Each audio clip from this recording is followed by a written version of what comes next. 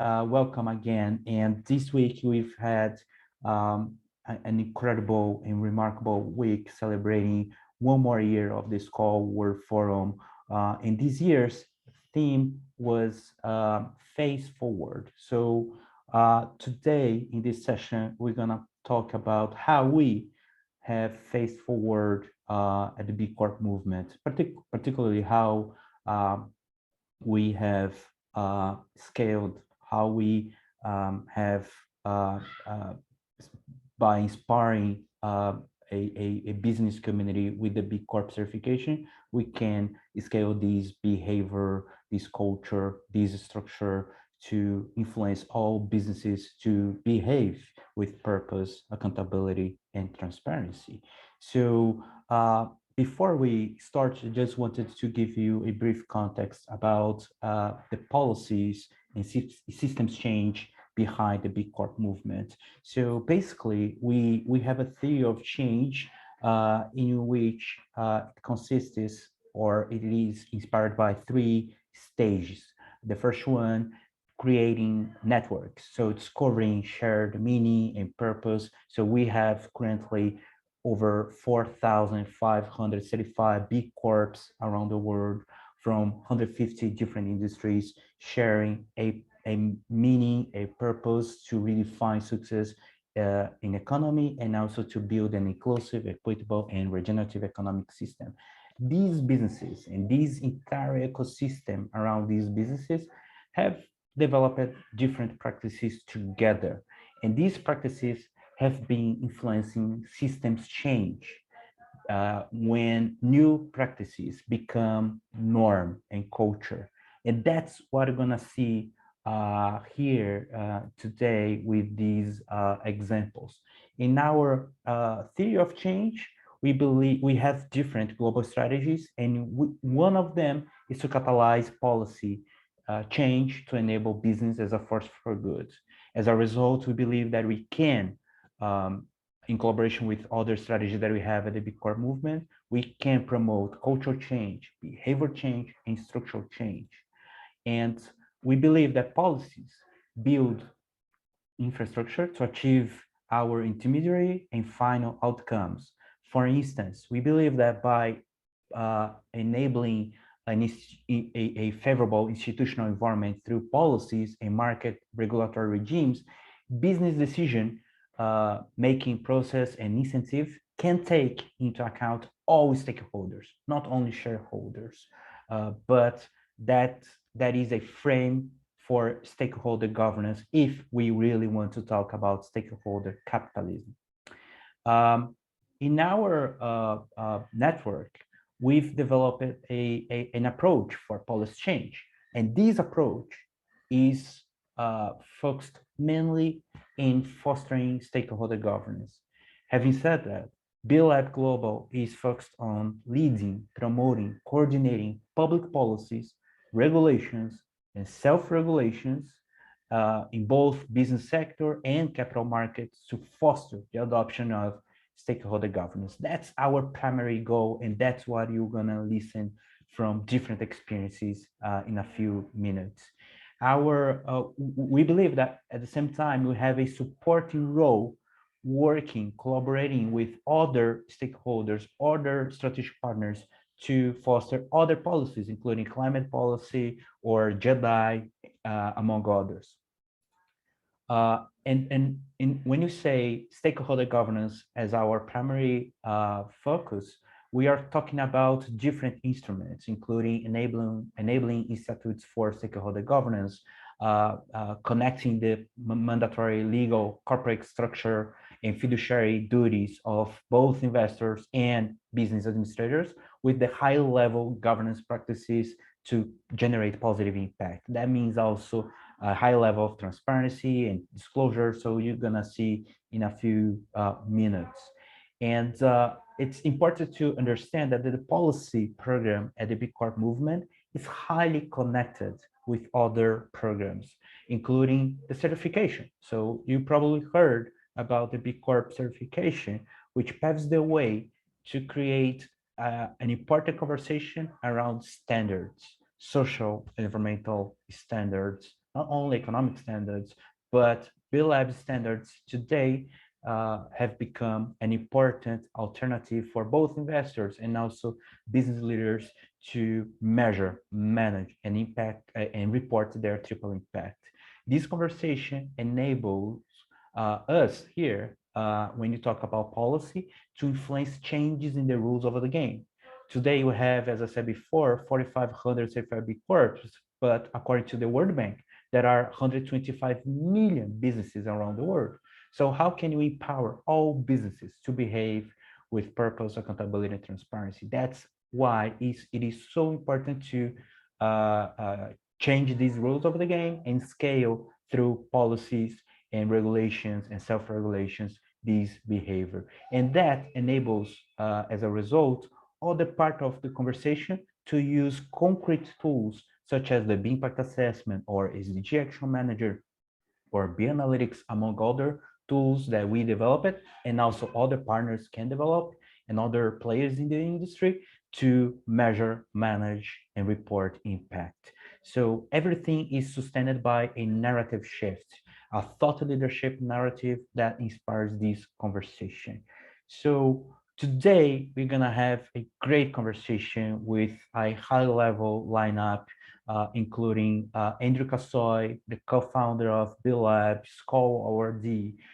Andrew is going to introduce us to this conversation, and also will be followed by great practices and initiatives that are happening across our network, including Camilo Ramirez, who is based in Colombia, from Sistema B Colombia, and he represents Sistema B International, which is B Lab's global partners, to talk about what's going on in Latin America and the Caribbean.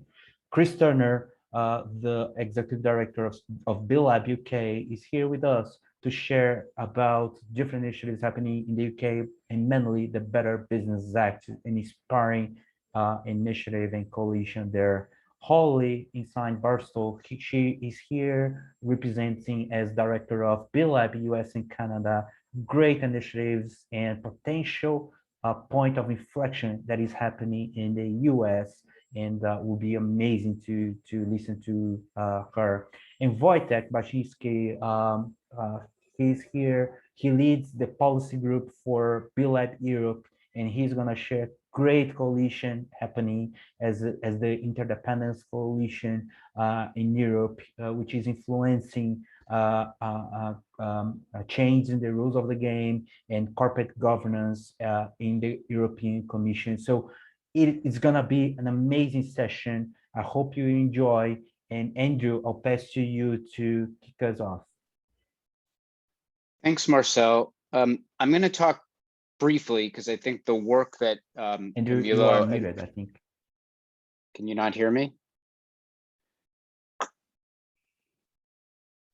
Now I can hear you. Let's try this without headphones. Can you guys hear me now? Great. I'm going to talk briefly because I think that the work that Camilo and Chris and Holly and Wojtek are doing on the ground is a lot more interesting, and it's really where a lot of the inspiration is. And I thought what I could do mostly is just take a couple minutes to talk about some history of the kind of the evolution in thinking about the role of public policy in using business as a force for good. And so, I think it's important to say we recognized from the beginning of the B Corp movement that there was this doctrine of shareholder value maximization, or some people call it shareholder primacy, that is kind of a source code error in capitalism. And then we needed to come up with an upgraded operating system for how business functions if we wanted to actually value stakeholders. We have to move from an economy that has been totally dominated by shareholder value maximization to one that actually values stakeholders. And the problem is that can't really happen if you can't hold business accountable. One way to think about that is like you can't have stakeholder capitalism without having stakeholder governance, meaning that companies have to be governed so that they're actually accountable to create value for their stakeholders. And so we set out to ensure that companies could make themselves accountable. And in the early days of the B Corp movement, what that really meant was voluntary action. We didn't have any credibility to go see policymakers and ask them to change the laws for everyone. And so we really approached this exercise as trying to identify leading companies that were actually willing to make themselves accountable, to take that kind of voluntary action. And we quickly realized, like, the law in most places around the world doesn't really accommodate that. Like, at best, they can sort of do it with a wink and a nod under existing laws. And it led us into the public policy realm very early on, without really knowing what we were doing, to kind of sit down and say, if you actually wanted to purpose build a company with a set of rules to be accountable to stakeholders, what would that look like? And so we worked with some lawyers, first here in the US and then elsewhere around the world, to, on a blank piece of paper, try to write a new corporate code that would have a different set of fiduciary duties for companies, so that they were actually considering the interests of their stakeholders. And what that's led to over the last 12 years or so has been a series of laws in now, I think, a little over 50 jurisdictions, first in 40 or so states in the US, but now in 10 other countries around the world, that create what are called benefit corporation statutes, or public benefit corp statutes. And those have been really powerful. The most important learning from passing those statutes all over the world has been the power of companies acting collectively to influence policymakers. And that's the kernel of much of the work that's happening now. But I think one of the things that Marcel said at the beginning is that, 4,000 or 5,000 certified B corporations or 50,000 certified B corporations are not going to change the whole game. Like, those companies will make a difference to their own stakeholders, and they'll influence some other companies to follow their lead. But we live in a system with massive capital markets, and we can't just rely on individual heroic companies to change that system. We have to upgrade and align the accountability of all business and all of the investors in the capital markets if we want business to have a positive influence on society. And so I think over the last several years, our policy work has really evolved to think about how to change the rules for everybody, companies and investors, so that good companies are competing on a level playing field, and so that investors and companies are aligned in their interests. And to do that, we need to change the rules. We need to change them in ways that ensure that companies and investors are having are aligned and having accountability for all of their stakeholders, for the communities in which they do business, for their own workers, for the environment. There are a lot of different ways to do that. Like, one is to actually change the laws of fiduciary duty for everybody. Another is to incentivize investors and companies to change through different kinds of public policy incentives. Another is to try to change the capital markets organizations, like the exchanges, by changing the listing rules on each of them. But I think the important point, and the reason like this whole group is here, is that capital markets are global. And so you can't change, I think, the economic system if we focus just on one major market. We can't just change the rules in the US, or just change them in the UK, or just change them in Brazil. We have to have kind of a coordinated approach to trying to drive that in a lot of markets. And that's not a short-term exercise. Like, this work is the next 10 years of this movement, I believe, in cooperation or in coordination with lots of other ecosystem organizations. And the other thing I think is that it really does take powerful groups working together to advocate for change. And I think that's an advantage that we have. Like, a secret sauce of the B Corp movement is you have this incredibly committed group of credible companies who are willing to take action together, but even them just themselves can't do it alone. And so I think one of the things you'll hear from lots of the people who are going to talk now is like the importance of coalition building beyond the B Corp community if we're going to drive policy change. So it's really exciting to see what's happening in each of these global markets. And I'll hand it back to Marcel to lead that part of the conversation. Thanks, everybody. Thanks, Andrew. Now, let's see, as Andrew said, what's going on across our network in the global markets. So I invite Camilo to join us here on the stage to share about what's going on in Colombia, in Latin America, and the Caribbean. So Camilo, and after Camilo, he'll be followed by Holly, Chris, and Wojtek. So thanks, Andrew, and we'll get back to you in a few minutes. Thank you, Marcel. Good morning, good night, everyone. I'm glad to be here. First, let me explain that Sistema B has played a role in highlighting the importance of companies when it comes to creating value, promoting innovation, and solving social and environmental challenges in the region.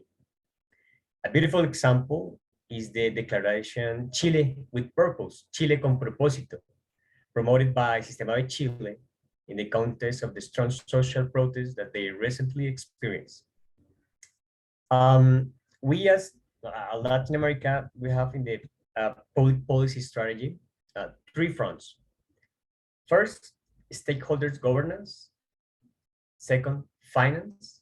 And third, political incidents. In stakeholders governance, we promote the big law, the big figure, which big translate benefit and collective interests. And it is a legal figure that any company can adopt for free. Today, we have the legal figure in Colombia, Ecuador, Peru, and Uruguay.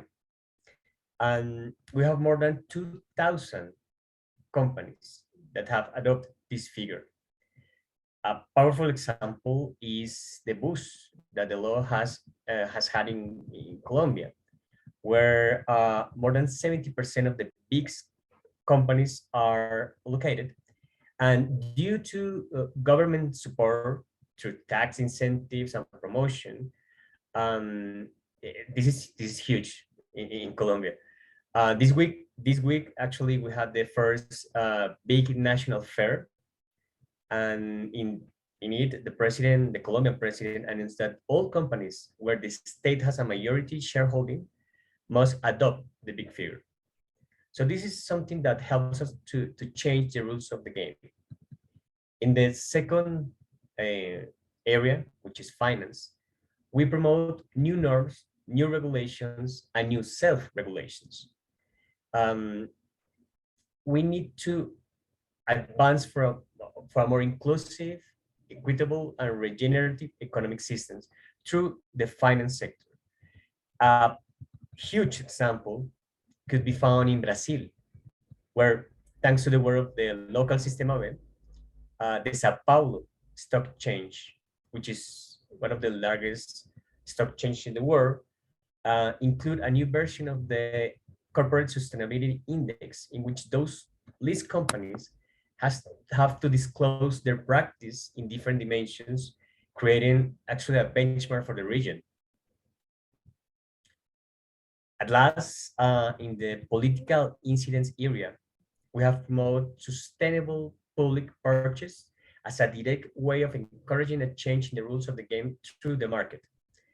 An example of this has been Argentina, where thanks to the local Sistema B, seat preference already exists in Mendoza city. So this was a small update of what's going on in Latin America. We're very proud of what's going on. We think that we are just starting all this massive change, and yeah, that was. Thank you, Marcel.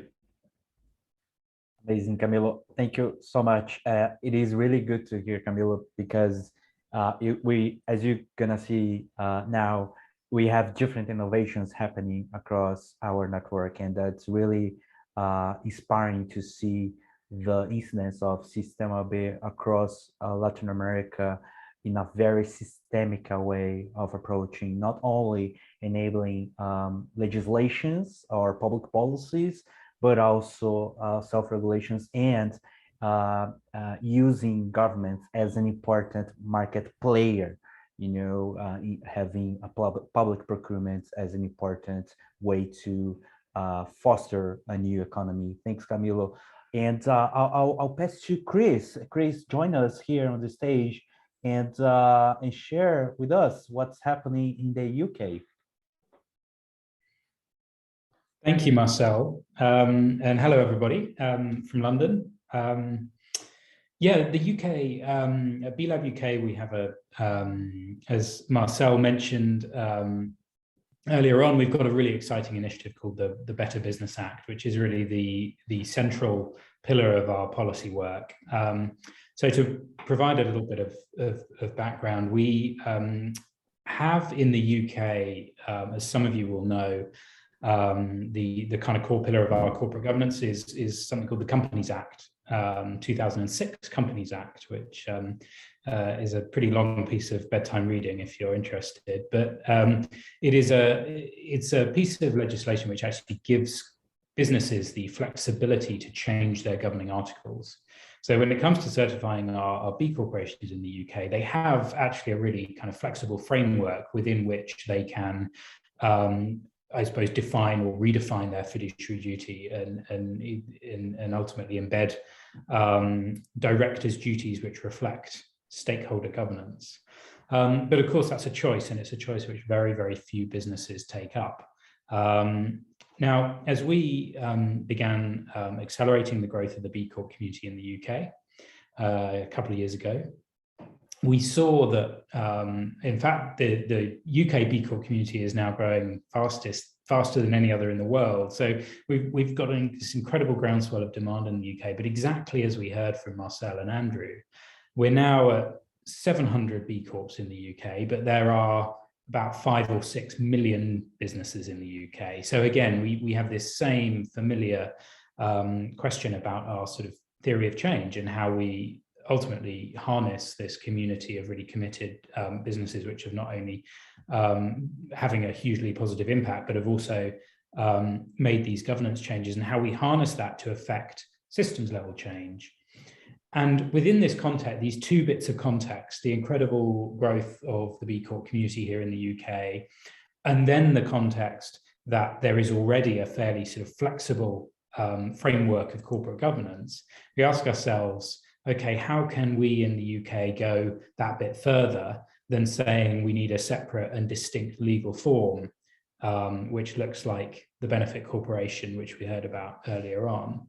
And our answer to that question is a campaign called the Better Business Act, which says that it brings into play another piece of context, which is the one that we all know very, very well, which is the urgency of the challenges we face. So the climate emergency, and as you all know, COP was in the UK last year, so the climate emergency was very top of mind here, particularly last year. But we also have the deepened kind of social division and inequality that is becoming more and more pressing in the UK and around the world. So huge problems, hugely complex problems, and hugely urgent problems. And so our argument with the Better Business Act is to say that, bearing in mind all those pieces of context, it is time for us to change the fundamental principles of corporate governance in the UK, so that the principles of stakeholder governance apply to every single business in the country. So what we're proposing is an amendment to that Companies Act, which I mentioned, the 2006 Companies Act, which would say that it is the duty of every director of every business in the UK to align the interests of their shareholders with those of wider society and the environment. And we launched this campaign almost exactly a year ago. It was the 14th of April last year. And in that year, we've been building a coalition of businesses that support the campaign. We've just hit 1,000 businesses supporting the campaign. So if you're following me, you'll know that that's a bigger number than the B Corp community. So to Andrew's point about reaching beyond the B Corp community, building partnerships, the movement of movements that we need in order to achieve our mission, it's been a really kind of valuable and powerful tool for doing that. And these 1,000 businesses are also joined by business membership organizations such as the Institute of Directors in the UK, which has tens of thousands of business directors among its membership. So we're using this coalition then to advocate within Westminster, within Parliament, build a coalition of members of Parliament who are supportive of these changes. And indeed, for anyone who's in the UK, in a week and a half, so on the 20th of April, we're having Better Business Day, which is a mass lobby of Parliament, which is taking place on Wednesday, the 20th, where we're going to have literally hundreds of supporting businesses from around the country coming to Westminster, meeting with their representatives, their members of parliament, to make the case for the Better Business Act. And we're hoping to get this on the agenda for the next session of Parliament. So that's really our policy. Our policy work has been channeled through this campaign, which not only do we believe this kind of small tweak to the legislation, we don't only believe that that will be a really kind of profound change to corporate governance in the UK. We are also finding that the campaign itself is serving a really valuable purpose in terms of hosting and convening a kind of wider conversation about what the role of business needs to be within our societies in the context of these big challenges, and indeed responding to more recent and urgent developments such as the invasion of Ukraine. So it's a really kind of, it's almost a lightning rod for the various initiatives and conversations that are going on in this space, particularly when it comes to policy. And then obviously we want to pass the law as well and make the change, which would be a pretty profound one and a world first as well. So exciting times, and indeed do reach out to me if anybody would like to learn any more. Amazing. Thanks, Chris. One of the greatest innovations that we've seen in the UK with Chris' leadership in this initiative, the BBA, is the opportunity to make it default, to make it applicable to every single business incorporated in the UK. Obviously, that has created different conversations, and the campaign itself is really powerful to raise awareness about the role of businesses on society. So it's really, really inspiring what's happening in the UK. Now I'll pass to the other side of the Atlantic. Holly, share with us a bit about what's happening in the US. Thank you, Marcel. It's great to be here today. So at B Lab US in Canada, we've been following up our success over the course of the last 12 years, passing benefit corporation legislation in over 40 different US jurisdictions by focusing on really 3 core tactics for our policy work. The first is that we've been directly engaging with leaders in the administration and with Congress and our core policy ideas of stakeholder governance for both corporate directors and investors, as well as expanded disclosure by advocating for federal legislation and regulatory action on those topics. We've been building relationships and driving up our credibility with Congress and the administration, and have been working closely with a group of 4 senators that are putting together a comprehensive bill that helps corporate boardrooms and capital markets better serve their stakeholders as well as their shareholders. The second tactic that we've been working on is expanding our coalition. We've been working with other ecosystem organizations like ourselves to collaborate broadly on policy. As we know, we really can't accomplish our goals by ourselves. Back in 2020, we formed a group called the Coalition on Inclusive Economic Growth in partnership with the US Impact Investing Alliance that was focused on advocating that the administration should shine a light on 2 important issues of policy, stakeholder capitalism and community investing. That coalition has now grown to over 60 other organizations, and it has itself created a policy agenda that we've pledged to work on together as a coalition. And finally, our third tactic that we've been focusing on over the course of the last 6 months is a realization that traditional business groups have long had the only voice that really matters to policymakers. But now the administration and Congress is looking to businesses like B Corps as a source of innovative business models, as vital supporters of policy and regulatory change. But we know that B Corps can play a vital role in kind of filling that gap and a vital role in policy change, but they're not all equipped to fill that role yet. Many don't have the experience in policy advocacy. They don't have the tools or the knowledge or the resources to do that work.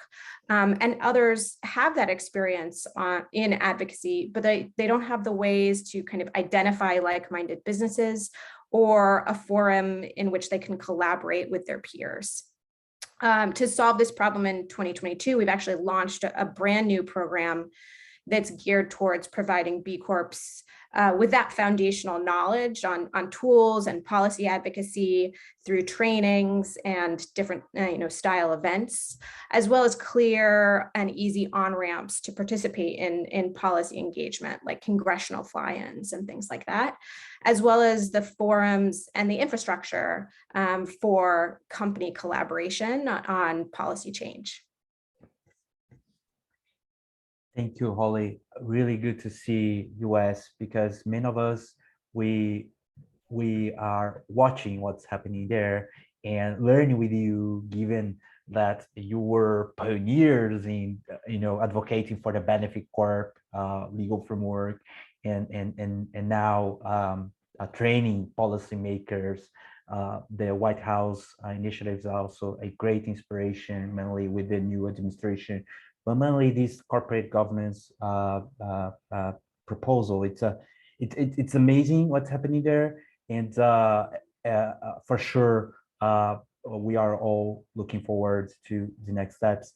And I'll pass to Wojtek, who is based in Poland now, living intense times, as we all know. And Wojtek, can you share with us a bit about your leadership in the European policy working group, what's happening there, and a bit more about the corporate governance directive of the European Commission? Hi, thanks for having me here. Great to be here, connecting from sunny Warsaw today.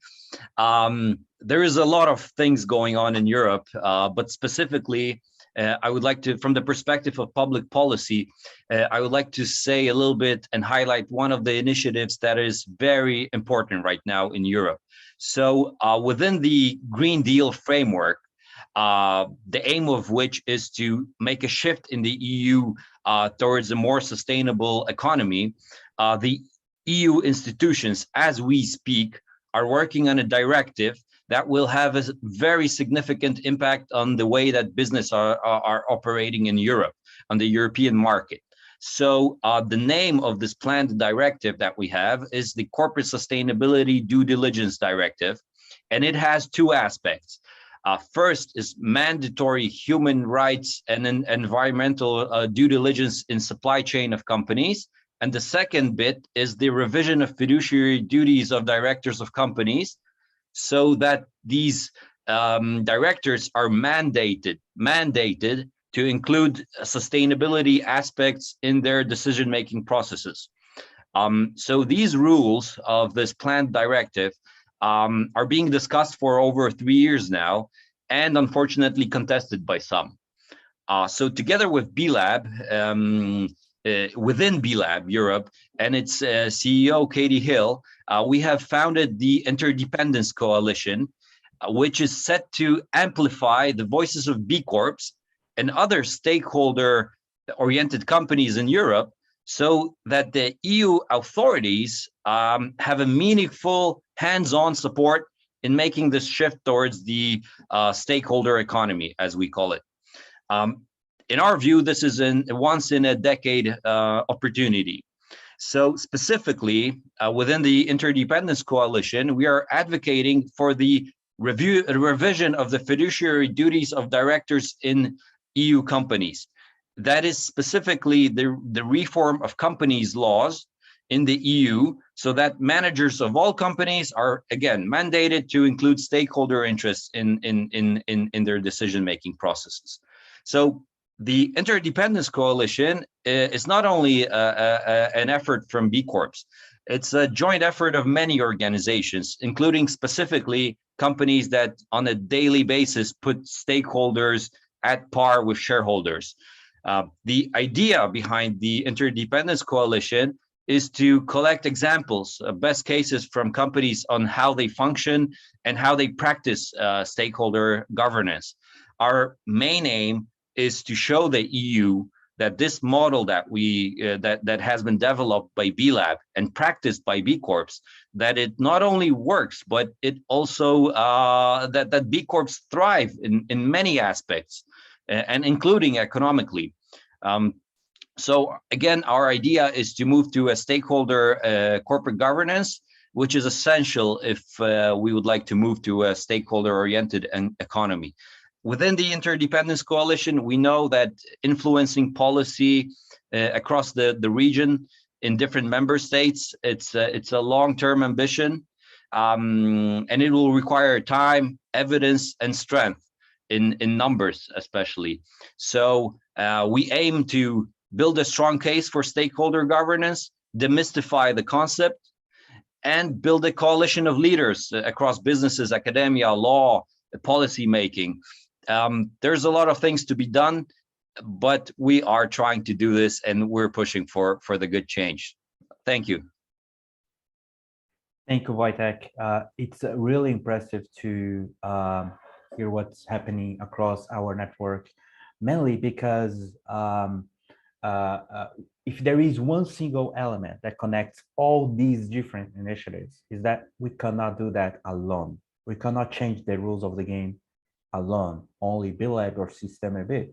So that's why it is so important to cooperate, collaborate, co-organize, and co-lead these different initiatives. So what we saw in the UK, what you heard in Europe with the Interdependence Coalition, or the White House initiative on inclusive economic growth, or even what Camilo shared in Latin America with Sistema B is another example. So these are great inspirations that with coalitions, we can promote systems change. That's one single element that connects all these different experiences. Hopefully, that can improve and scale at another level of impact and reach. And that's why we are working with different allies, strategic partners, including Skoll Foundation, and also GALE, which is the Global Alliance of Impacted Lawyers, that is happening, that is helping B-Lab defining the B Corp legal language in over 200 different territories. We are also developing strategic partnerships with GRI, with GSG for Impact Investing, the Global Steering Group, and other important initiatives, including Imperative 21 and so on. So it's really important to face forward with this spirit of collaboration and coalitions. So we have, a few more time to wrap up our panel. And I would love to invite again our panelists to join the stage for a final round of question. And I know there are a few more questions here in the chat box. Please keep sending. If we do not address them here now, we will by text or by email. So I invite Chris, Holly, Camilo, and Wojtek to join before we wrap up, and I'll pass to Andrew later. I would love to hear from you what you envision for the near future in the policy work in your global markets. And also, there are a few questions here that if you feel appropriate to answer, please do. We have questions here from Andrea from Argentina, who asks about how cities can be fit into this work, Camille, and how it's doing. If you have any information, feel free to add. And also we have a question here from Stephanie. Does B Corp have a fiduciary duty to grow? I think, Holly, you are very appropriate to answer that question. And I'll leave to Andrew before we wrap up to answer the question from Martin related to the other standards and how it connects with the B Corp framework. So who wants to start? Camilo, would you like to kick off this final round? Yes, Marcel. There was a question about ciudades más B, cities plus B. This is an example of what you were saying, Marcel, and Andrew too. It's cooperation. It's to understand that we cannot go alone. We need to work with others. So that's important of cities cities, ciudades más B, cities plus B. Amazing, Camilo. And Holly, would you like to follow and share the near future for the US, and also if you want to address the question related to fiduciary duty of B Corps? Sure. I mean, I think that I'm really excited to see an increase in collaboration amongst the B Corp community on many different policy areas, not just on fiduciary duty and disclosure, but on policy issues that they care about, whether that's climate or racial equity or whatever it is. I'm really excited for B Corps to gain that foundational kind of knowledge that allows them to be a voice for change on all of these important policy issues. And that's the project that we're working on this year. I'm also really, really hopeful that this group of 4 senators will introduce a bill. As many people know, the political climate in the United States is fraught with tension. So I'm not expecting that bill to pass, but I think an introduction of a bill would be a tremendous moment for us. So I'm very excited to continue working with those senators on that language. And then in terms of the fiduciary duty to grow, I think, a benefit corporation is required to consider the impact of their decisions, not just on their stakeholders, but also the shareholders. So they are required to, consider that impact on shareholders, and, shareholders are entitled to expect a return from companies. So I think there is this balancing act between, being a good company that's good to your stakeholders, but also being a company that creates profit for your shareholders. If anybody else wants to weigh in on that. Sorry, Holly, go ahead. Yep, okay, good, thanks. Sorry, it cut a bit for me.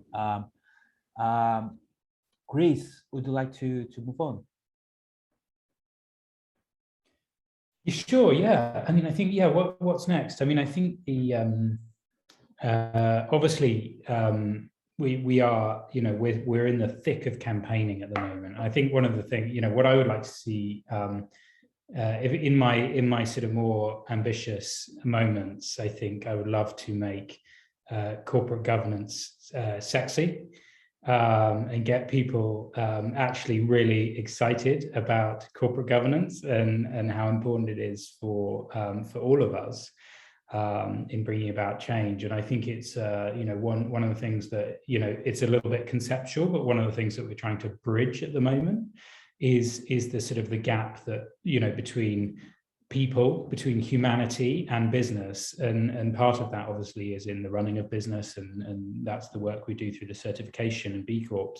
But another big part of it is the sort of public perception and awareness of the role that businesses play in all of our lives, and so I think with campaigning, that's something I can get really excited about, and I think actually I do see us starting to bridge that gap, and so. That's big, that's ambitious, that's long-term, as Andrew was saying at the very beginning, but I think bridging that gap is absolutely crucial. I think then when it comes to the actual policy work, I've talked about the change to the law that we're trying to bring about. And I do see that happening. I mean, our political context in the UK is fairly volatile as well, with lots going on. But I do see there being windows of opportunity, and there's lots of pathways through Westminster and Parliament to getting this done. But I think then our strategy really is all about proving the concept of this better economic system. And we obviously every B Corp we certify, we're proving the concept of a better way of running a business. But I think every one of the policy initiatives that we've been talking about here, the more as each one of them succeeds, then we start building another body of evidence. We start making another case, another string to our bow in sort of proving this case for ultimately the kind of broader shifts to the economic system. So what I would love is for the work that we're doing in the UK, not just to kind of shift the perception of what is possible in other places around the world, and for that to be a sort of source of inspiration, but then when we do get it done, for that to be a hugely powerful and convincing body of evidence for similar initiatives around the world. Sounds really, really exciting, Chris. Thank you so much. What about you, Wojtek? What's next in Europe? Yeah, I will continue Chris's lead and say that the stakeholder governance debate is sexy for lawyers, and I'm a lawyer by trade, and I know a lot about it. And we've in the European Union, we're experiencing a heated debate of the rules of the directive, mostly a heated debate, unfortunately, among lawyers. So as we speak, the draft is being discussed. There's a lot of promises coming from the EU Commission, from the Parliament actually, which decided to publish a draft that is that was quite progressive, even more than the draft from the Commission.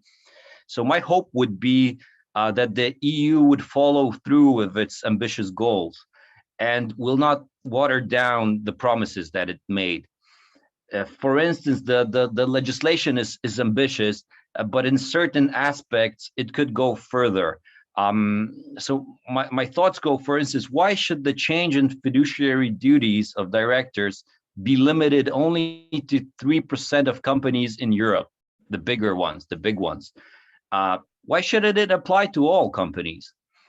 I think that, revision of fiduciary duties, it's a fundamental element of the system, and it underpins all regulations envisioned in the Green Deal. This fiduciary duties, they function usually not only as a legal instrument, but they're like a North Star for managers. So this North Star would tell them basically not to become Gordon Geckos of this world again. So I guess we should be pushing on the EU to be progressive and to be thinking about these things. Absolutely, yes, Wojtek. And I can tell you that from here in Brazil, where I have followed different regulations and conversations, everyone is watching what's happening in the EU. So if whatever you do, that will set the bar in different markets. So hopefully you can make it. And thank you so much. Holly, Chris, Camilo, Wojtek, thank you so much for your leadership, for everything that you have done. So inspiring, so transformative, and it's been great to listen to your different experiences. Thank you so much. I'll pass to Andrew. I'll pass back to Andrew so he can wrap up our session. And Andrew, are you ready? Yep, I'm here. So I think that my biggest conclusion from this whole conversation is that stakeholder capitalism is sexy. I'm not sure what else we need to really say. Hopefully everybody's gotten a good sense of what all of these different teams are doing on the ground in different major capital markets around the world. And I know some links have been posted in here for you to check out the different efforts like the Better Business Act and the Interdependence Coalition. And I would just come back to this idea that policy is a long-term game, but it's also a massive lever. And so I think the B Corp movement's going to be at this for a long time. If the first 10 or 15 years of the B Corp movement were about proving the idea that businesses could walk and chew gum at the same time, that they could have a positive impact on all of their stakeholders and still be successful businesses. The next 10 years is about changing the rules of the game so that that's true for everybody. And that's the way that we're going to change the economic system, and that business is going to have a positive impact on all of its stakeholders. And I think the other thing I would say is just like there is extraordinary power in business taking action on these issues. It's our job, and when I say our, not just the B Corp movement's job, but like all the other players in the ecosystem, to try to rally business and investors to that cause. Ultimately, it will be good for them. But bringing them to the table is incredibly powerful with policymakers everywhere. And so I think that that's our job, and the B Corp movement is a really powerful actor in doing that, because you have a committed, incredible group of companies. But the coalitions and the collaboration have to grow much broader than that. And I'm excited to see so many people on here who aren't from the B Corp movement, for us to be doing that kind of work with. So thank you, everybody. Thank you so much, Andrew. Really great point about transforming this topic sexy. I think it's our challenge, and in order to make that happen, I just wanted to elevate one point before we wrap up, which is the important and unique opportunity to build infrastructure in the ecosystem to support these systems change initiatives. So for those who are mobilizing resources for the ecosystem, it's important to acknowledge that mainly because of the pandemic, which is another factor in this conversation, there is an important need of different resources, people, time, money to enable these different works, you know. So there is a role to be played by backbone organizations for intermediaries, such as these different initiatives that we just heard and saw. So for those strategic partners, for those funders, for those who are mobilizing resources, it's important to take in consideration that these backbone organizations are developing long-term initiatives with short-term needs. So we can collectively build these actions and face forward, as we saw in the first day of the Skoll World Forum, with courage, determination, and hope. So hopefully this session made a few sense to you all, and I look really forward to continuing work with you all. And thank you, Andrew, Camilo, Chris, Holly, and Wojtek for sharing these amazing experiences. Thank you all for joining this